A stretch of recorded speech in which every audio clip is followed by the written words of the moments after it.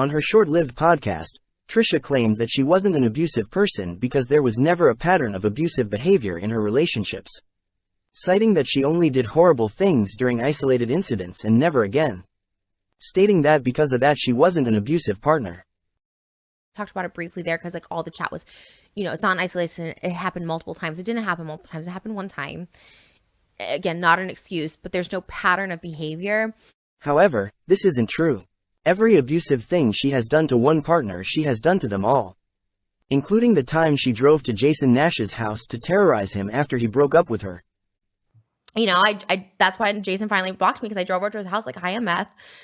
They put me in the thing, and I get it. He has kids and stuff, so it's like I understand why he broke up with me, whatever. Your car through Jason's house? Not like through it, but I was definitely like, I honestly was so high, I like literally don't remember. One you didn't see was the reason my boyfriend blocked me a year and a half ago, which ultimately was the best for both of us. I got high on meth on my birthday, demanded he talk to me, and when he said he wasn't going to see me on my birthday and go to sleep, I drove over to his house, super high, crashed into his house, banged on all the doors, jumped into his pool naked, kicked and screamed through every window of the house. He got so scared after 3 hours, he left, and I chased him in my car to follow him and got in a car accident.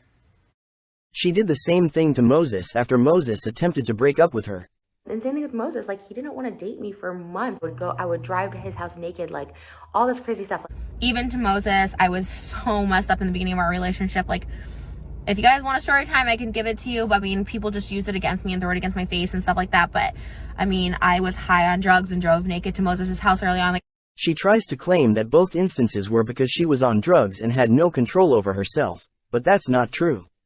She threatened to do this to both of these men before she even did it, showing premeditation. What are you going to do with your Lamborghini? Crash into your new house.